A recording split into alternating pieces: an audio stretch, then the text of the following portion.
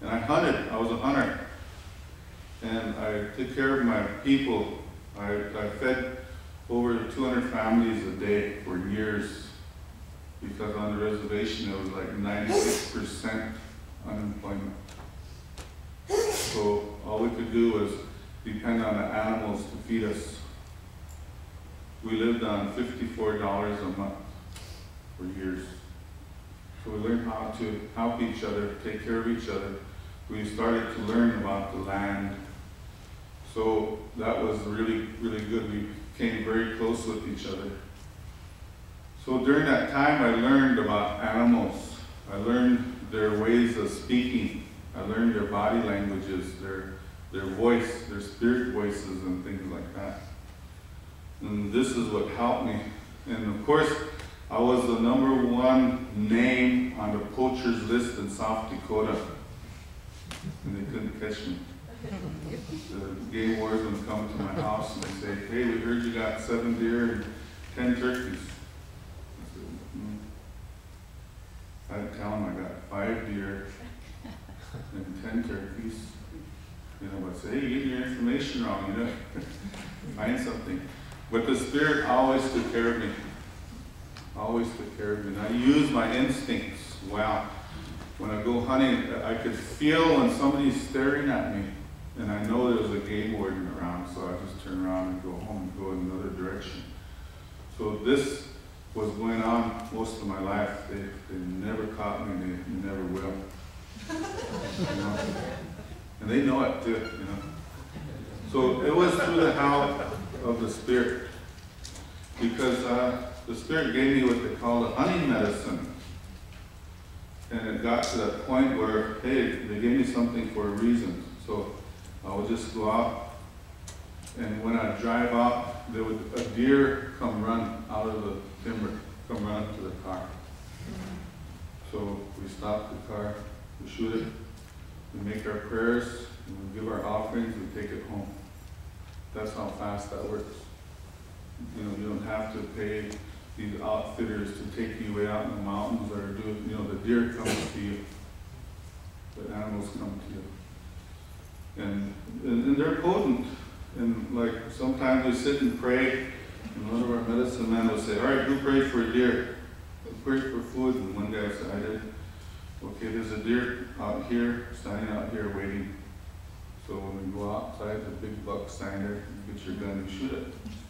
They give themselves. That's how unconditional, how much unconditional they are. Love. Pure love, and I learned that. And over the years, I got real to a point where they would come at night or in the morning, and they'll knock on the window. Their spirit would come in, and they want me to talk and visit and pray, so we would do that. Or you could hear them come from the top of the roof, they would knock from the top. So we learned the Spirit, and I got too close to them, and to the point where when I would shoot a deer, I would cry. I would cry, just sit there and cry, and we'd go home and take the body. The women comes out, they take care of everything. And they pass, the people come over and they take the food, whatever they need.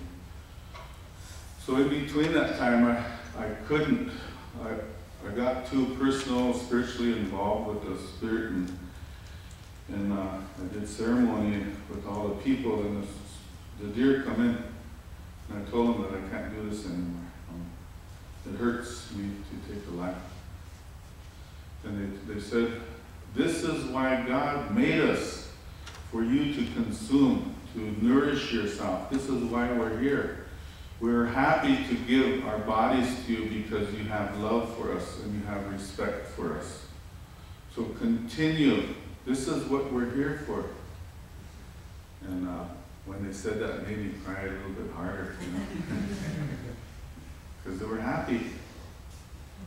So it took a while, and finally I couldn't do it. I couldn't do it anymore. I had my gun, and I never missed a shot, you know, because the deer was too close anyway. And, I gave it to the next guy that I know would probably feed the community, you know, so I can't do this anymore. But the last hunt that I did, yeah, even the cops would come over. We need your help. Could you come with us to get a deer? You know, they'd be in all their camouflage and their orange, and they have their AR-15s and stuff like this. So.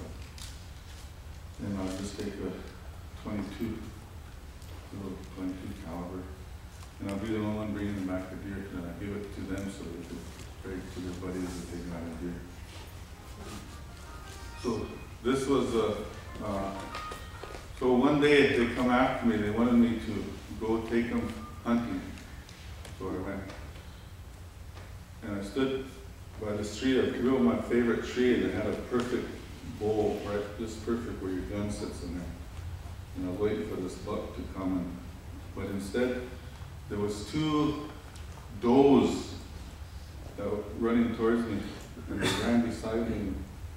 And I wasn't paying too much. I wanted some horns. They ran beside me. And I heard a snort. So I turned around and I looked, and they were standing about 20 feet from me.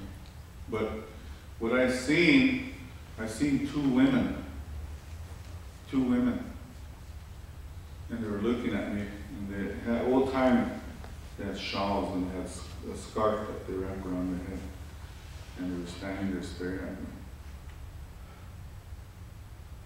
And but my mind was on that deer, so I turned around and I looked, and then I heard a snort again. I turned around and the deer ran into the timber. So that's when I put my gun down.